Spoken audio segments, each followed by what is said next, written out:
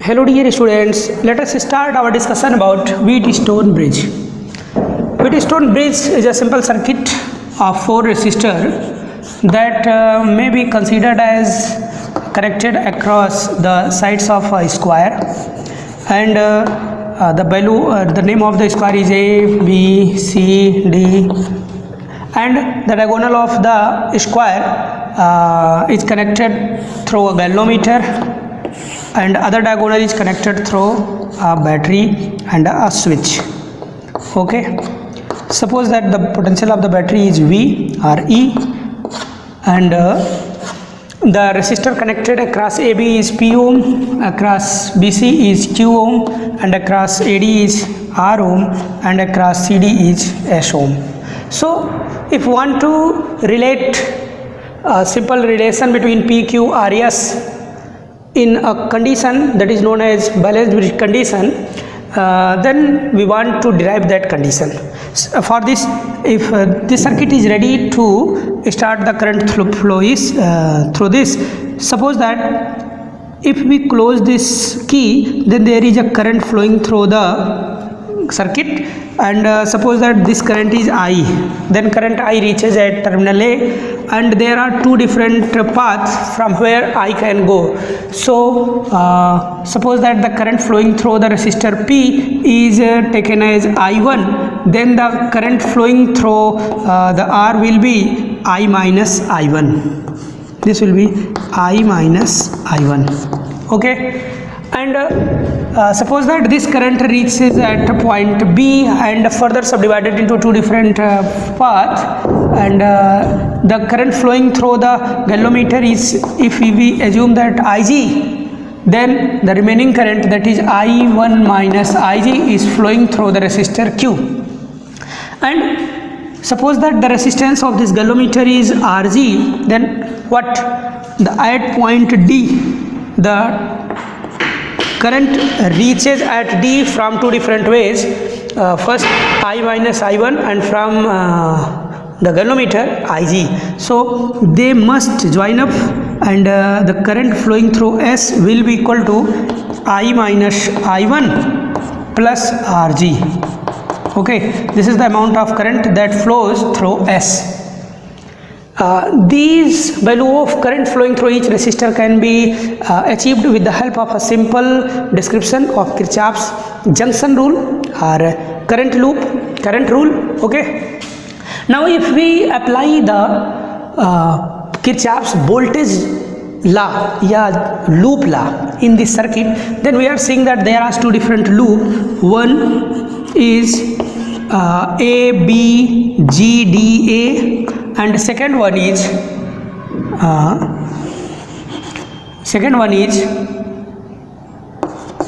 B, G, D, C, B. So applying Kirchhoff's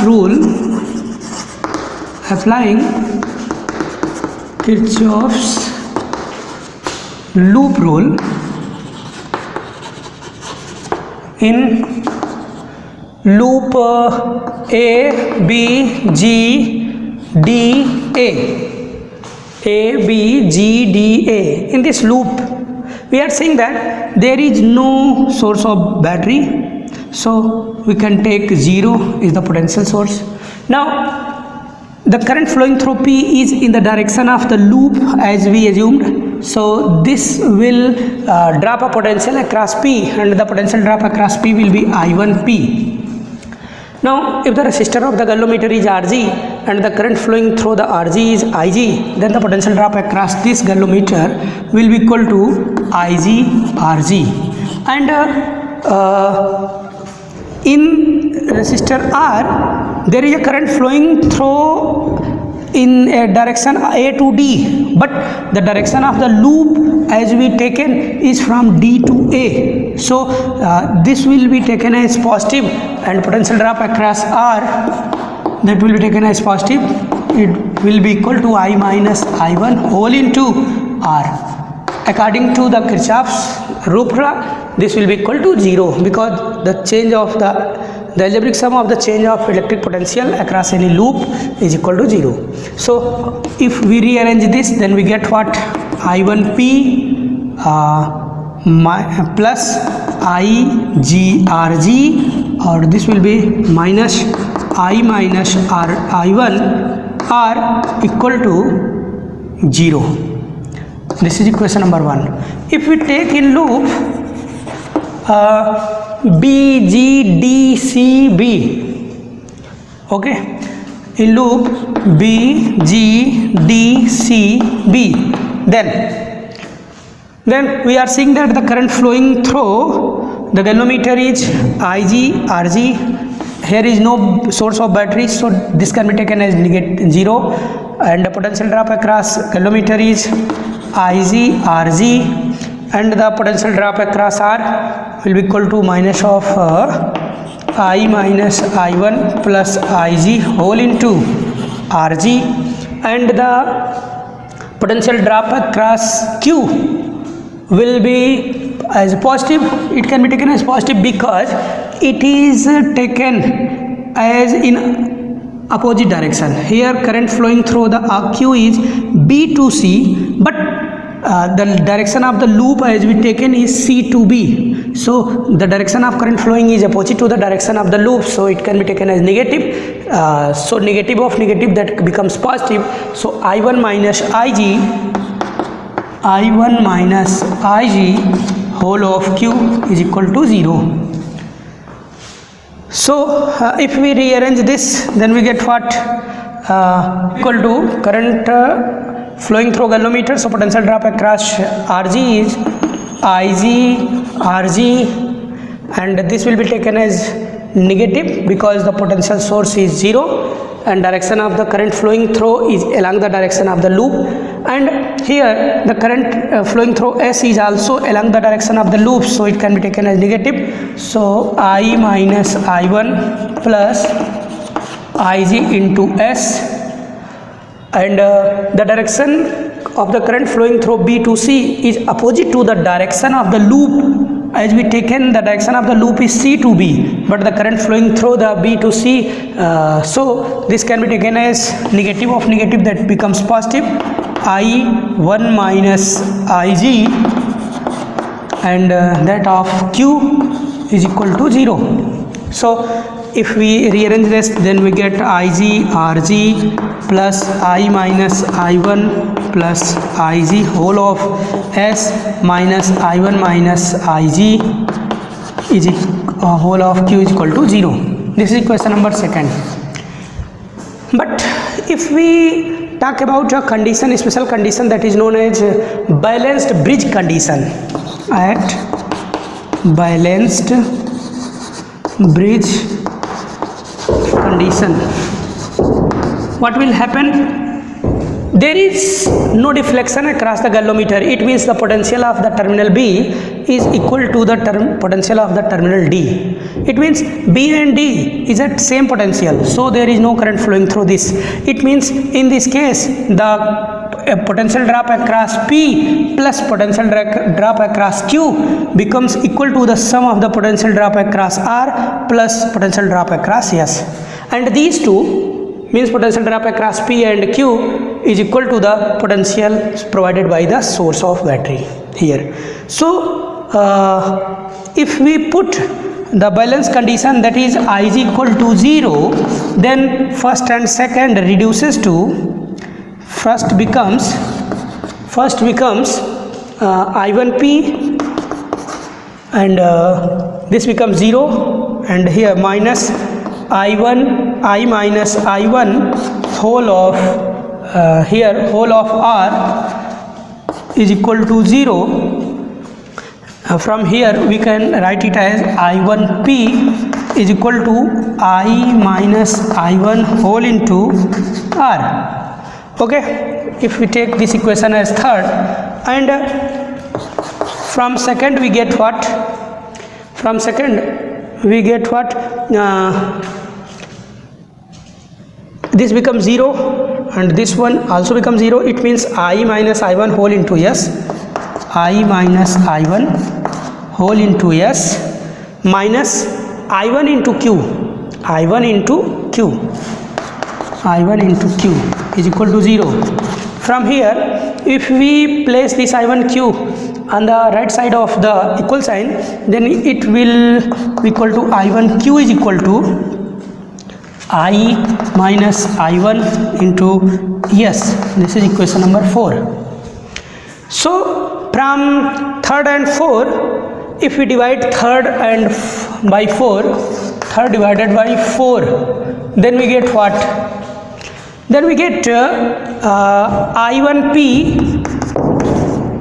divided by I1q is equal to I minus I1 into R divided by I minus I1 whole into S. Here I minus I1 and I1 will be cancel each other. Then you obtain a relation P by Q equal to R by S.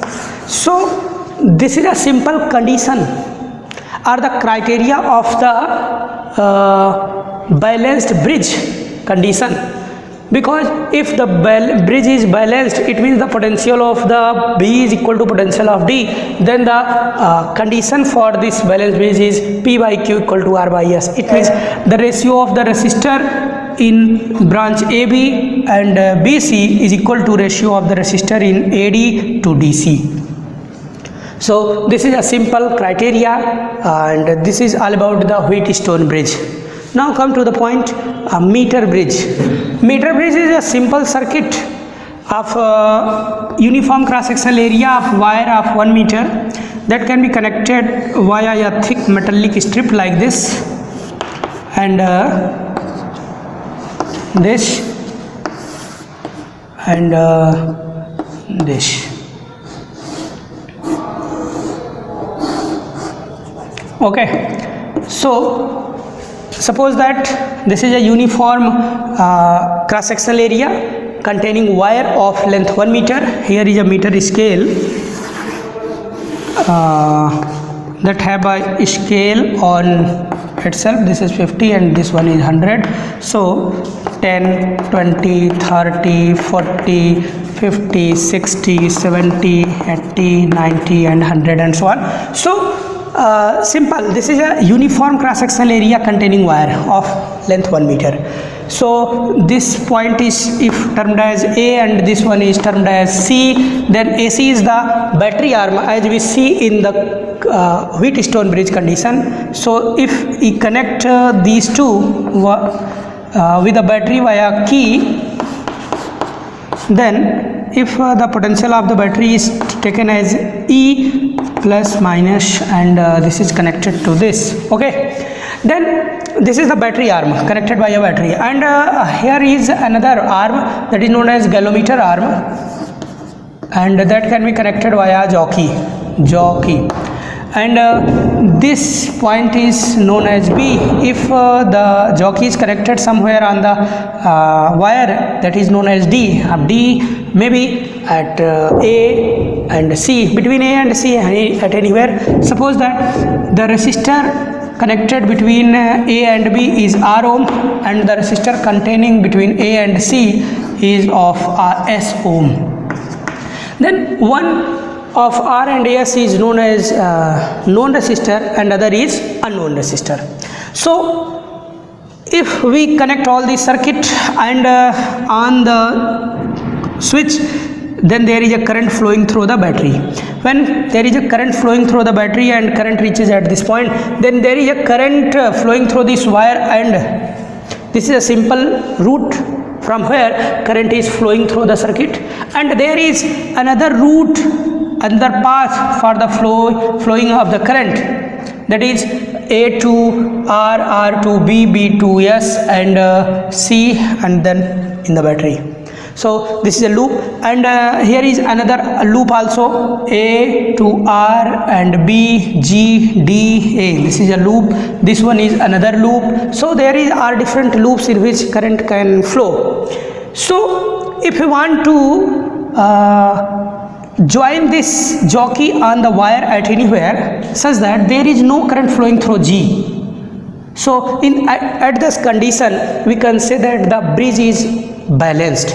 So to make the bridge balanced, we have to provide this point. First, if we join this jockey at terminal A, then the galvanometer shows deflection one side, and if we connect this jockey at C, then the galvanometer shows deflection in other side. Then it means in between of AC there must be a point where the deflection is null.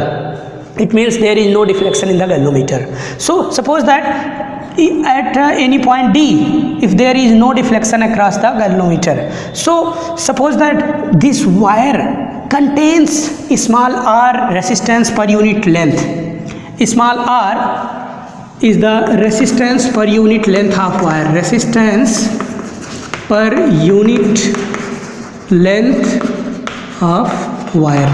Okay, so suppose that this point D contains a length from A as L, this L, and this becomes 100 minus L because the total length of the wire is 100 centimeter, that is 1 meter.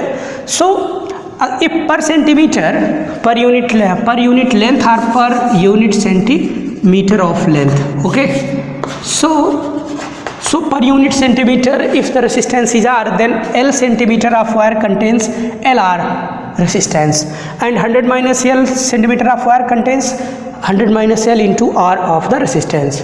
So if the balanced bridge condition applied at here, then we get the resistance of this divided by resistance of this, that is R by S, is equal to resistance of terminal AD, that is AD, resistance of terminal AD of wire AD equal to R into L, because R is the resistance per unit length and L is the length of the wire. So resistance of the length L will be RL, and the resistance of this DC length will be equal to R multiplied by 100 minus L.